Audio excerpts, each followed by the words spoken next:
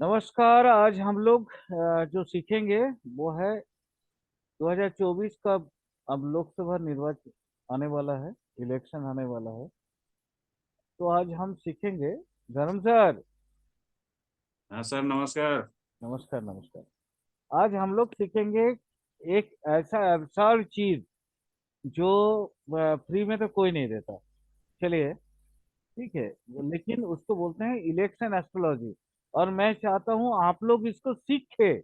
और आपके नजदीकी में कोई काउंसिलर का खड़ा होने वाला है, मेयर के लिए कोई खड़ा होने वाला है, या एमएलए के लिए, एमपी के लिए, या जो भी है आपके कॉन्सर्न में, अगर कोई भी पॉलिटिशियन आ जाए धर्मसार, तो आप लोग उसके कुंडली देख लीजिए। ठीक है। और उसको ठीक। बता दीजिए कि वो जीतेगा या नहीं जीतेगा। चलिए हम लोग शुरू करते हैं। Election astrology, it's a very tough, but मैं समझता हूं कि आप लोग सीख जाएंगे। इस पूरी दुनिया में जो सुख समृद्धि की मंत्रित्व जिसके पास है, क्योंकि अब इलेक्शन पढ़ा रहे हैं, तो अब हम लोग कोशिश करेंगे ना मंत्री संतरी यही सब बात बताने का। माने जैसे होता है ना चीफ मिनिस्टर, या क्या कहते हैं प्राइम मिनिस्टर, जैसे इनके पास बहुत सुख समृद्धि होता है। तो वैसे ही हमारे दुनिया में लोक सुख भोगने के लिए, या लोक सुख को बताने के लिए, या समझाने के लिए जो प्लैनेट उत्तरदायित्व लेता है, यानी ये सिलेस्टियल बॉडी का जो बेसिकली मंत्रित्व प्राप्त है, जिसको सुख समृद्धि का, वो है शुक्र। शुक्र, ये इंट्रोड्यूसिंग पार्ट है। अब हम लोग एक जन्म में तो कोई बहुत बड़ा इंसान नहीं बनते हैं। नहीं। हम लोग जन्म जन्मांतर की संस्कार को इकट्ठा करके एक समय आता है जब हम मिनिस्टर वगैरह कुछ भी बन लेते हैं। मिनिस्टर मतलब आजकल के जमाने में राजा है भाई। हाँ। ये जो लोक परलोक का जो समृद्धि या जो चीजें इकट्ठा करके ले आने का काम करता है, और वो है जुपिटर।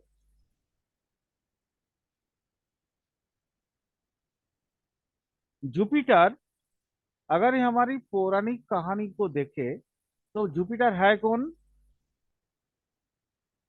देवगुरु। देवगुरु। शुक्र कौन है? दैत्य गुरु। दैत्य गुरु। राक्षस लोगों का दैत्य यानी राक्षस, राक्षस लोग या दैत्य लोगों की गुरु कौन है? शुक्र। शुक्र क्या, राक्षस लोगों की क्या चाहिए होता है? जीवन में सुख, हम अच्छा खाना खाएंगे, अच्छा पहनेंगे, अच्छा सुख भोगेंगे, है ना, और दीर्घकालीन जीवित रहेंगे। वो देना किसका काम है? शुक्र का।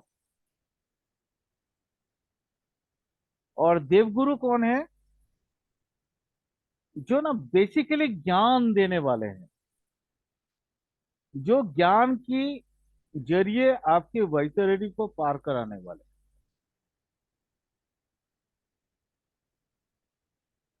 देवगुरु बृहस्पति और दैत्य गुरु शुक्राचार्य में एक बेसिक फर्क है। फर्क यह है कि देवगुरु हमेशा त्याग की बात करते हैं, और दैत्य गुरु हमेशा भोगने की बात करते हैं। लेकिन दोनों का मोटो एक ही है कि मेरा शिष्य सही रहे। मेरे पास जो आए हुए लोग हैं वो सकुशल रहे। ये दोनों का मेन मोटो होता है। मान लीजिए जैसे हिरण्यकशिपु। हिरण्यकशिपु का नाम सुना होगा आपने। जी। तो हिरण्यकशिपु कौन था? जो प्रहलाद को मारने वाला था, जी। है ना? प्रहलाद को लेकिन वो मार नहीं पाया, प्रहलाद उसका बेटा था, जिसके वजह से, जिसके लेकिन हिरण्यकशिपु की वजह से भगवान नृसिंह देव की प्रकट होना पड़ा था। विष्णु की एक अवतार है ना? आप जी। सोचिए, हिरण्यकशिपु का किसकी वजह से वो इनको नारायण को नृसिंह अवतार लेना पड़ा था? उनकी बात की वजह से, उनकी बोली की वजह से, स्पीच की वजह से। और हम लोगों ने उस दिन जो स्टेमरिंग का क्लास किए थे, तो उसमें ये बताए थे मैंने कि बात, मार्करी बात को जो है ना कंट्रोल करता है।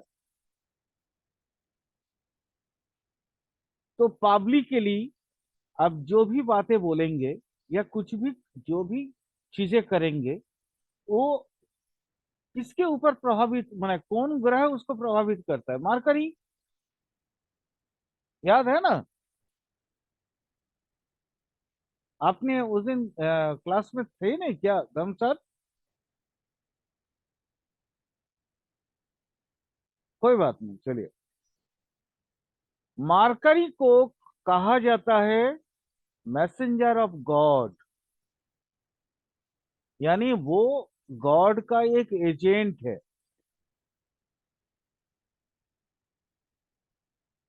ये मार्करी किसी के चार्ट में बताएगा कि वो काउंसिलर, मेयर या मिनिस्टर या इस तरह का कुछ होने वाला है, लेकिन अकेला मार्करी नहीं बता सकता है। बताएगा और कौन कौन, क्योंकि उसके पावर और अथॉरिटी होना जरूरी है। मेयर या कोई काउंसिलर चुनाव में खड़ा होता है ना हमारे यहाँ, उसको वोट मिलेगा, तो ही ना वो पॉसिबल हो पाएगा कि वो मतलब बनेगा या नहीं। उसको वोट में तो जीतना पड़ेगा। मेरी बात समझ रहे हैं?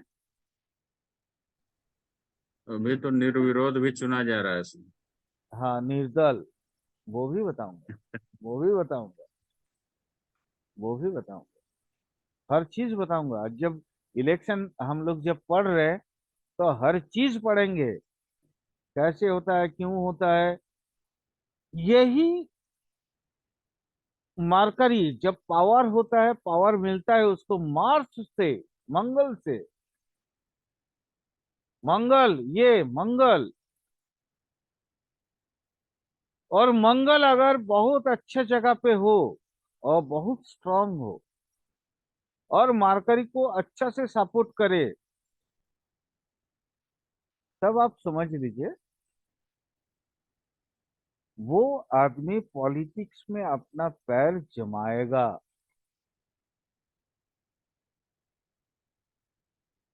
ये निर्दल भी हो सकता है या किसी पार्टी का केडर भी हो सकता है, लेकिन उसके चार्ट में यह चीज होना जरूरी है। निर्दल है तो उसके खुद की चार्ट, अगर किसी पार्टी के अंतर्गत वो खड़ा हो रहा है, टिकट मिला उसको, वो चुनाव में खड़ा हो गया, तो भी उसके खुद की चार्ट ही डिसाइड करेगा कि वो बनेगा या नहीं बनेगा। जैसे जैसे आगे बढ़ते रहेंगे, वैसे वैसे आप लोगों को ये और डिटेल्स मिलेगा। एक पॉलिटिशियन को क्या चाहिए होता है,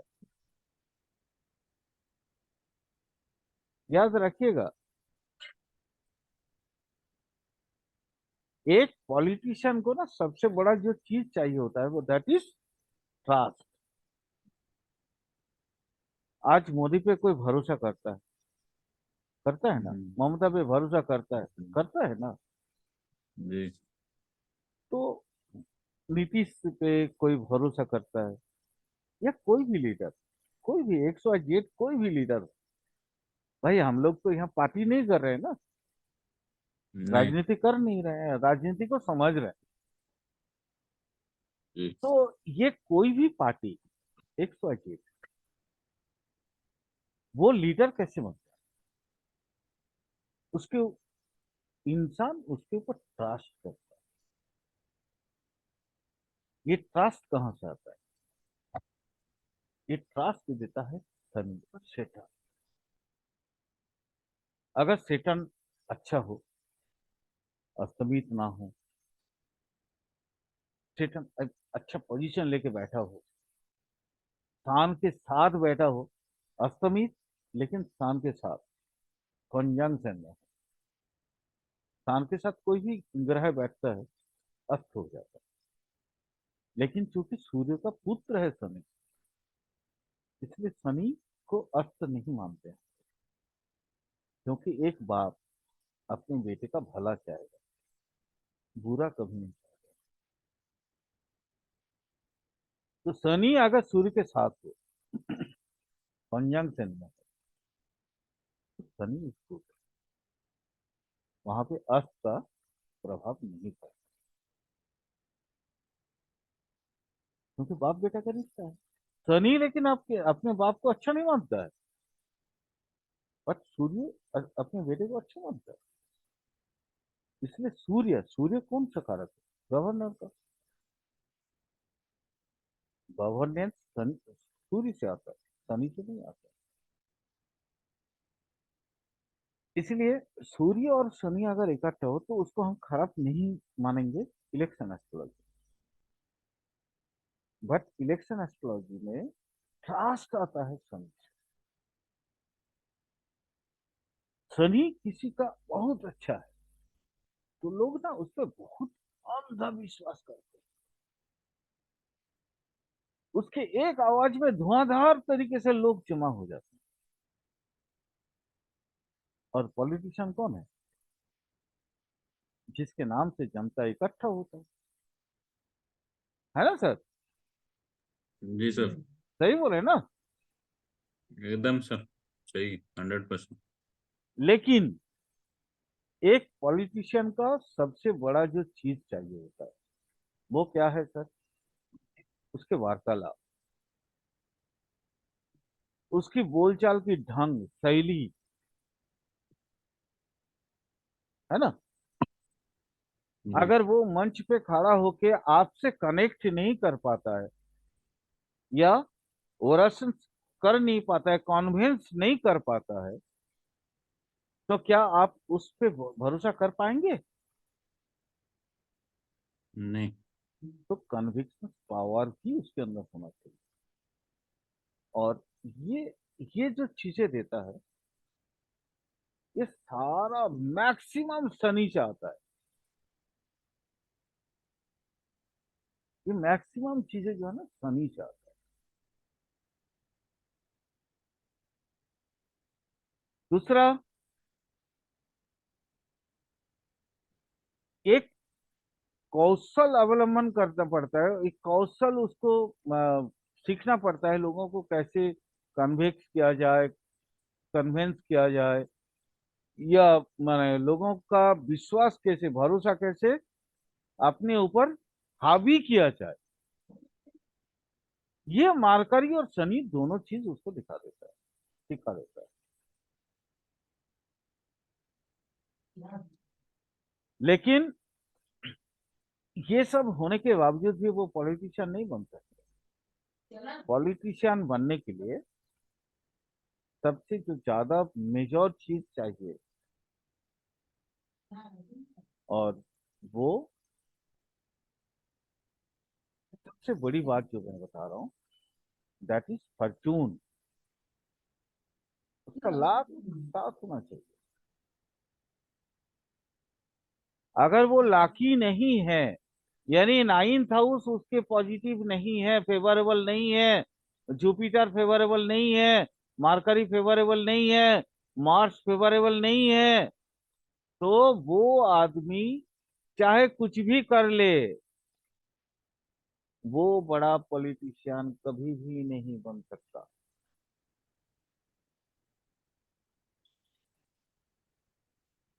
चलिए हम लोग कुछ वैदिक दृष्टिकोण से जान लेते हैं कौन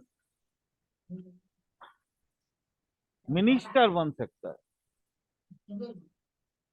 one who can become a minister. बस सिंपल सिंपल तरीका पारिजात में, जातक पारिजात में बताया गया है, या जाति का पारिजात में, जातक पारिजात में बताया हुआ है।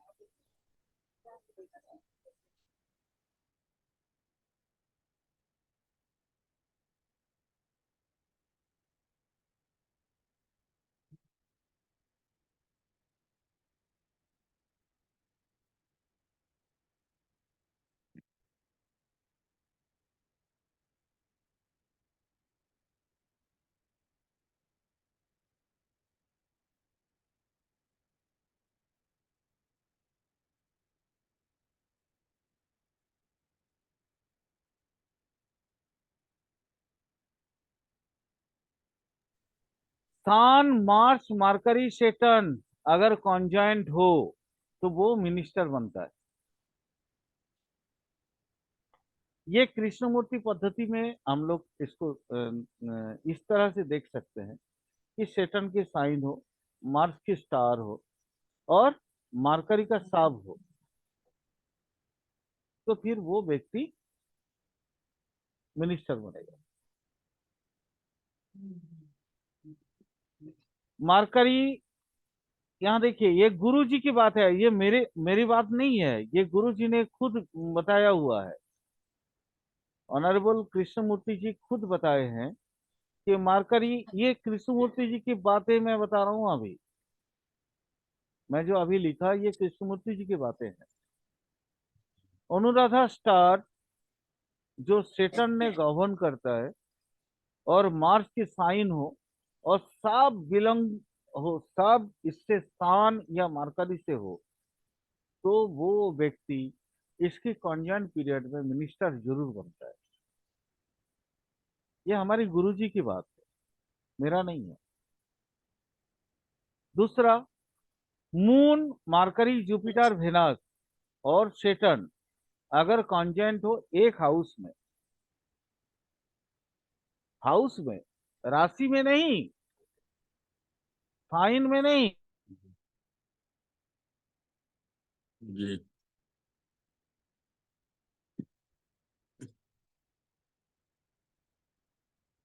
हेलो। हाँ सर। तो ये एक साइन में नहीं, एक हाउस में होना चाहिए, तब ये एक व्यक्ति को मिनिस्टर बनाता है। यही कृष्णमूर्ति पद्धति के अनुसार अगर हम लोग देखें, ये गुरु जी की बातें हैं, मेरी बातें नहीं है।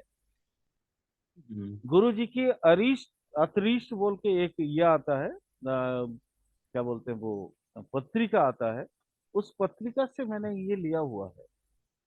क्योंकि मेरी बातें या जातक परिजात की, या जो भी मैं अदर चीजें बताता हूँ, वो गुरु जी के बातों के साथ कंबाइन करके सिखाना या सीखना मेरे लिए सर्वोत्तम लगता है। क्योंकि कृष्णमूर्ति पद्धति हम जब पढ़ रहे हैं, तो कृष्णमूर्ति पद्धति में कृष्णमूर्ति जी को लेके ही हमको चलना है। उन्होंने क्या बोला, वैदिक में क्या बोला हुआ है, पराशरी में क्या बोला हुआ है, या जैमिनी में क्या बोला हुआ है, और वो अल्टीमेट कृष्णमूर्ति जी किस तरीके से बोले हैं, ये हमको समझना बहुत जरूरी है। यानी आप लोग आगे चल के, जब मेरी जरूरत आप लोगों को नहीं पड़ेगी, आप लोग खुद पढ़ेंगे, किताबें पढ़ेंगे, समझेंगे, और उसको किस तरीके से कृष्णमूर्ति पद्धति के साथ ऐड ऑन करेंगे, ये मैं इन चीजों को समझाना चाह रहा हूँ। यहाँ पे जैसे कृष्णमूर्ति जी खुद बताए कि वेनस इन जुपिटर साइन, जैसे यहाँ मैंने क्या बोला देखिए, मून मरकरी जुपिटर वेनस सेटन अगर कॉन्जॉइंट हो एक हाउस में, ये वैदिक फॉर्मूला है। कृष्णमूर्ति जी उसको इन डिटेल किए हैं कि वेनस अगर जुपिटर के साइन में हो, मरकरी के स्टार में हो, मून के सब में हो, और सेटन के एस्पेक्टेड में हो, उसकी दृष्टि में हो। कौन सा एस्पेक्ट? सैटर्न का तीसरा एस्पेक्ट। आप लोग जानते हैं मंगल, बृहस्पति और शनि, ये तीन ग्रह हैं जिनका सातवां दृष्टि से अतिरिक्त और भी दो दृष्टि होती है। यहाँ पे खास तौर पे गुरु जी ने ये बताए हुए हैं कि तीसरा एस्पेक्ट ही होना चाहिए, 10वां एस्पेक्ट होने से नहीं चलेगा, तीसरा एस्पेक्ट होना चाहिए। याद रखिएगा इस चीज को। ये तीसरा एस्पेक्ट अगर मिलता है, यानी वेनस अगर जुपिटर के साइन में हो, मार्कर के स्टार में हो, मून के साथ में हो, और सेटर्न की दृष्टि में हो, कौन सा? तीसरा दृष्टि में, तो वो व्यक्ति मिनिस्टर बनेगा और पक्का बनेगा। ये मैं आपको, हमारे गुरु जी ने जो पढ़ाए थे, वो गुरु जी का एक दो तीन कुंडली है मेरे पास, सैंपल कुंडली। हम लोग जब प्रैक्टिकल करेंगे तो उस कुंडली से ही करेंगे। उन्होंने हमें दिखाया था, एक व्यक्ति मिनिस्टर बना है, उसको कुंडली कैसा है। एक व्यक्ति 4 बार चुनाव लड़ा है और हारा है, उसकी कुंडली कैसा है। ये सब मैंने, मैं जिन गुरु से पढ़ा हूँ, मेरे गुरु जी RN घोष सर से, तो उन्होंने मुझे ये सारी चीजें, इलेक्शन एस्ट्रोलॉजी वहीं से मैंने सीखा बेसिकली।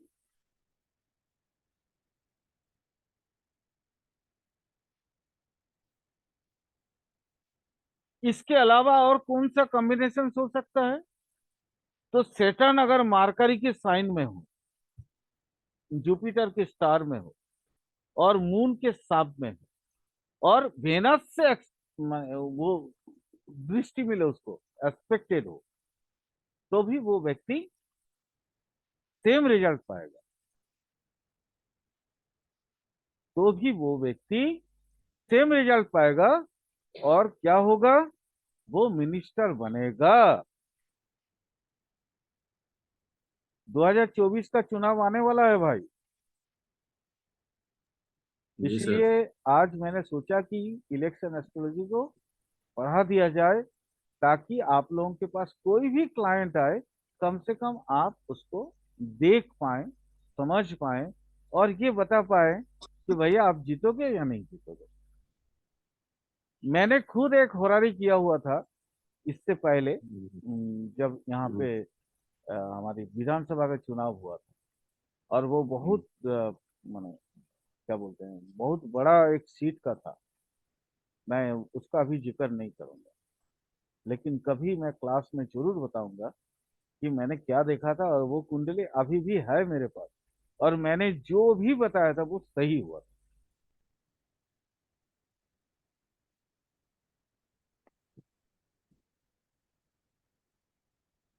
इसके अलावा एक और चीज हो सकता है, यही कॉम्बिनेशन कि सेटर्न अगर वेनस के साइन में हो, मून के स्टार में हो, और वेनस के साथ में हो, और एक्सपेक्टेड हो जाए मार्करी से, तो भी सेम रिजल्ट देगा। इनको वहां पे एक कॉन्जंक्शन में आने की जरूरत नहीं है। थोड़ा टफ लग रहा है ना सर? समझ में नहीं आ रहा है ना? थोड़ा तो लेकिन टफ है सर। हाँ, थोड़ा वीडियो को देखिएगा, बार बार समझिएगा, तो हम्म। 100% की समझ में आ जाएगा। 20 कुछ बार देखना पड़ेगा। जी। चलिए, अल्टीमेट सिचुएशन क्या है कि star lord, sign lord, star lord और साब लॉर्ड को हमको देखना पड़ेगा, सेम प्लेनेट। है ना? जी। अगर जुपिटर नाइन्थ में हो और मंगल की दृष्टि उस पर पड़े, तो भी वो एक पॉलिटिशियन बनेगा। इसमें मैं ये नहीं कह सकता हूं कि वो मिनिस्टर बनेगा, लेकिन काउंसिलर या कुछ भी बनेगा। कभी कभी होता है ना, जैसे अभी कौन है, मान लीजिए जैसे एक सभापति है ना, होता है जी ना जी। पार्टी का, वो चुनाव में खड़ा हम्म। नहीं होता, लेकिन वो पूरा पार्टी के संचालक होता है, चाहे वो कोई भी पार्टी हो। उस समय वो भी बहुत बड़ा पॉलिटिशियन होता है। उस केस में इस चीज को आप देख सकते हैं कि जुपिटर नाइन्थ में है, और मार्स से, मंगल से वो एस्पेक्टेड।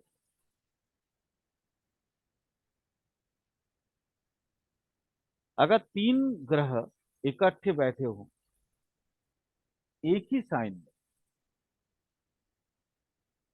तीन ग्रह अगर बैठे हो एक ही, माने तीन, माने उनका खुद का साइन में, जैसे मार्स एरिस में है ना, आपका क्या कहते हैं, सेगिटेरियस में जुपिटर बैठा हो, है ना, और मान लीजिए सान लियो में बैठा हो, ट्राइन का कॉम्बिनेशन बन गया। तीन ग्रह एक साड़ी हम्म। में है, ट्राइन मतलब त्रिकोण का हुआ ना, मूल त्रिकोण जिसको बोलते हैं। जी मूल त्रिकोण तो आपने पढ़ा है। तो मूल त्रिकोण जैसे मेष, सिंह और धनु, यहाँ पे तीनों अपनी अपनी जगह पे बैठे हो। तो ये आदमी ना बहुत डिप्लोमेट होता है। इसके जो उत्तर होंगे, आपने इसको प्रश्न करिएगा, इसका जो जवाब होगा ना, बहुत डिप्लोमेट तरीके से। अगर किसी दिन आप लोगों को जयशंकर जी का कुंडली देखने को मिल जाए, तो आप लोग देख लीजिएगा कि ये वाकई में जयशंकर एक बहुत बड़ा डिप्लोमेट है। उनका तीनों ऐसे ही है। ये एस जयशंकर विदेश मंत्री हाँ सर। हाँ, हमारे जो अभी विदेश मंत्री है, ये ना हम्म। बहुत हिपोक्रेट है। वो ना किसी को भी सम्मोहित करके अपनी बात मनवा लेते हैं, क्योंकि उनके लॉजिक, उनका जो वार्तालाप होता है, उनकी जो सारी सिचुएशंस होती है, और वार्तालाप की जो ऐसे ऐसे मतलब वो लॉजिक रखते हैं ना, कि बाध्य हो जाता है। आप समझ लीजिए, जब यूक्रेन और रशिया का जब युद्ध चल रहा था, तो पूरा अमेरिका, वेस्टर्न कंट्री इंडिया का खिलाफ हो गया था। तो उसके बावजूद भी इन्होंने तेल का सौदा कर लिया, और एकदम बाकायदा आंख में आंख रख के बोला कि भाई, हम अपना बेनिफिट, अपनी जनता की बेनिफिट समझते हैं, इससे ज्यादा कुछ नहीं है। ये एस जयशंकर जी का ही एक बात है कि उन्होंने एक एक प्रश्न उत्तर में बोला था कि आप बोलिए तो, इतना पढ़ने के बाद आपके जहन में कौन आता है, दुनिया का सबसे बड़ा डिप्लोमेट कौन है? तो उन्होंने ही आंसर दिया था कि दुनिया का सबसे बड़ा डिप्लोमेट हनुमान जी है। हाँ जी, डिप्लोमेसी की बात जब हम पढ़ा रहे थे, तो जयशंकर जी का वो हम्म। बात मुझे याद आ गया। और ये वाकई में, अगर आपके पास राम जी का, हनुमान जी का कुंडली है, मेरे पास है, मैं आप लोग कभी भी चाहे तो आपको दूंगा। देख लीजिएगा कि कितना बड़ा जो है वो, मतलब ग्रहों की इफेक्ट आता है। यहाँ तो तीन बोला गया, उन लोगों का चार चार पांच पांच सौगृह ग्रह है। और सब, अगर कृष्णमूर्ति पद्धति भी देखेंगे, सब एक दूसरे से जुड़े हुए हैं। कोई किसी का साइन में, स्टार में, सब में है, या एस्पेक्टेड में है सारा चीज जुड़ा हुआ है एक दूसरे का। बहुत जरूरी है। मैं कभी आप लोगों को जब पढ़ाऊंगा संन्यास, तो विवेकानंद जी का कुंडली है मेरे पास, मैं दिखाऊंगा और बताऊंगा कि वास्तव में विवेकानंद भी बहुत बड़ा मिनिस्टर थे ना, बहुत बड़ा।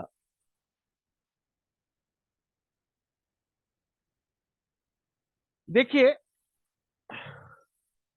अगर हम एक और चीज देखें, ये सब बातें छोड़ दीजिए, छोटी सी चीज बताती हूँ। आपके कॉम्पिटिटर कौन है? Six house. और सिक्स हाउस कौन है? आपका ओपोनेंट का, आपका ओपोनेंट सेवेंथ हाउस है। आपका ओपोनेंट का 12 हाउस है सिक्स। अगर आपका सिक्स अच्छा है तो आपके ओपोनेंट को आप डिफीट कर सकते हैं। चुनाव में ये 1, 6 और 9, 10 बहुत मायने रखता है। हम लोग पढ़ेंगे अभी नेक्स्ट, अगला क्लास में। आज का क्लास में तो अब टाइम पीरियड ओवर हो रहा है। नेक्स्ट जैसे हम्म। क्लास, कल जो क्लास करेंगे तो उसमें हम लोगों ने पढ़ेंगे कि मतलब ये इन राशियों का, इन हाउसेस का आपके ऊपर, एक पॉलिटिशियन के ऊपर क्या प्रभाव पड़ता है। यहाँ देखिए, गुरु जी ने क्या बताया कि जुपिटर अगर सिक्स में हो, वेनस अगर फाइव में हो, और वेनस 10 देता हो, तो वो व्यक्ति एक मिनिस्टर बनता है। ये गुरु जी की बात, मेरी हाँ। बात नहीं। यहाँ एक किताब उन्होंने, गुरु जी ने बताया हुआ है, होरा सारा बोल की किताब है। उस किताब का ये उन्होंने उसका जो है अनुच्छेद से उठाए हुए हैं जो चीज। उन्होंने और क्या बोला कि अगर, also he says that when all the benefits are situated in 3, 6, 10 or 11, and the malefics is 1 or 10, one can become the chief minister। याद रखिएगा इस चीज को, कि अगर ये सारे अच्छे ग्रह हैं, तीसरा में, 6 में, 10 में, 11 में बैठा हो, और मेलिफिक अगर 1 और 10 से कंसर्न हो जाए, तो वो व्यक्ति ना चीफ मिनिस्टर बनता है। यहाँ देखिए, थोड़ा समझने की बात। हम लोग हमेशा बोलते हैं ना कि मेलिफिक ग्रह अगर किसी के साथ ज्वाइन करे तो उस हाउस की, माने उसकी जो पावर है वो कम कर देता है। ये तो हमने सुना हुआ है ना। हेलो। जी। तो इस चीज को हमने पढ़ा हुआ है। यहाँ ऐसा क्यों बोला गया? समझने की बात, क्योंकि एक पॉलिटिशियन को धूर्त होना पड़ता है।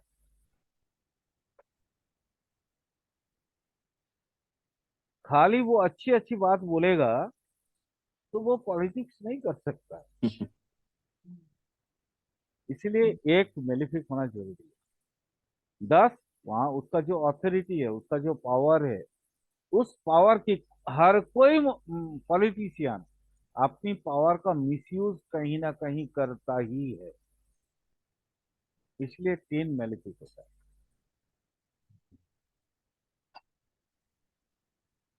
बहुत बहुत पते की बात बता रहा हूँ।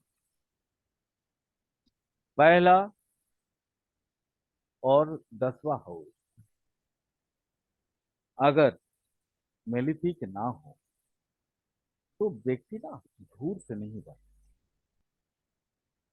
और एक बहुत सक्सेसफुल पॉलिटिशियन इंदिरा गांधी, विश्व में बहुत नाम कमाया हुआ है। पुतिन, जी। देखिए, उठा के कुंडली देखिए ना, 1 और 10 मिली थी। समझिए इस बात को। भाई हम लोग स्टूडेंट है, पढ़ते हैं, रिसर्चर हैं, रिसर्च करते हैं। तो रिसर्च तो यूं ही नहीं आता है ना। हमारी गुरु जी कृष्णमूर्ति जी उन्होंने भी तो रिसर्च करके इस पूरा कृष्णमूर्ति पद्धति की फाउंडेशन रखा है। उन्होंने भी रिसर्च के दौरान ये सारी चीज देखे हैं। नहीं तो अगर नहीं देखे होते तो ये बात वो अपनी मैगजीन में क्यों लिखते, अपनी रचना में क्यों लिखते, अपनी किताबों में क्यों लिखते इस बात को। उनका रीडर उठा के देखिए, पढ़िए। उनकी स्टेलर सिस्टम का जितनी किताबें हैं उठ उठ के माने उठाइए, देखिए, पढ़िए। हर जगह पे वैदिक को उन्होंने कंसर्न किया अपनी पद्धति के अनुसार। उन्होंने फिर उसके लॉजिक डाला, लॉजिक दिया कि हम ऐसा क्यों बोल रहे हैं, है ना। जी। समझना पड़ेगा।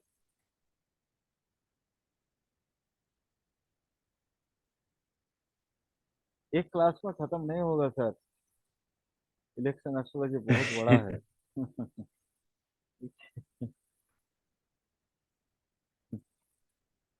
बस और आगे भी करना पड़ेगा।